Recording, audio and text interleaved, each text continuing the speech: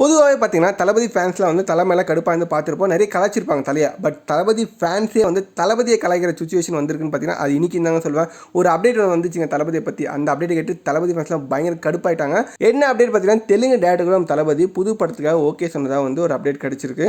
அந்த டேரக்டர் யாரும் இல்லைங்க, கோபிச்சந்த். தெலுங்கு டேரக்டர், ஃபேமஸான டேரக்டர், நிறைய படம் எடுத்திருக்காரு. ரீசெண்டாக ஒரு வீரசிம்மா ரெட்டி சொல்லிட்டு பொங்கல் டைமில் வாரிசுக்கும் துணிக்கு டைமில் தெலுங்கு ரிலீஸ் ஆன படம் தான் வீரசிம்மா ரெட்டி. அந்த படத்தை டேரக்ட் பண்ணவர் தான் கோபிச்சந்த். அது மட்டும் இல்லாமல் கிராக்குன்னு சொல்லிட்டு ரவிஜேஜா படமாக எடுத்திருப்பாரு.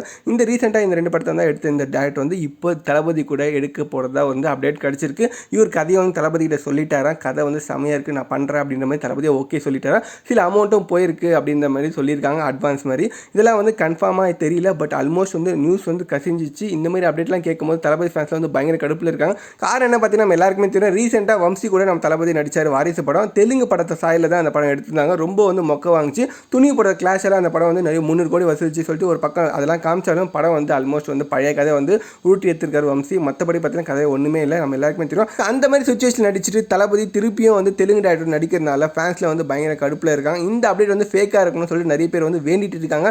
வெயிட் பண்ணி தான் பார்க்கணும் அப்டேட் உண்மையாக பொய்யான்னு சொல்லிட்டு. அது மட்டும் இல்லாமல் இப்போ தளபதி லியோ படத்தில் பயங்கர பிஸியாக இருக்கார். இந்த படம் அப்டேட் தான் கொடுங்கப்பா, சும்மா இருக்க அப்டேட்லாம் எங்களுக்கு எதுப்பா அப்படின்னு சொல்லி தளபதி ஃபேன்ஸ்லாம் வந்து வெயிட் பண்ணிட்டு இருக்காங்க.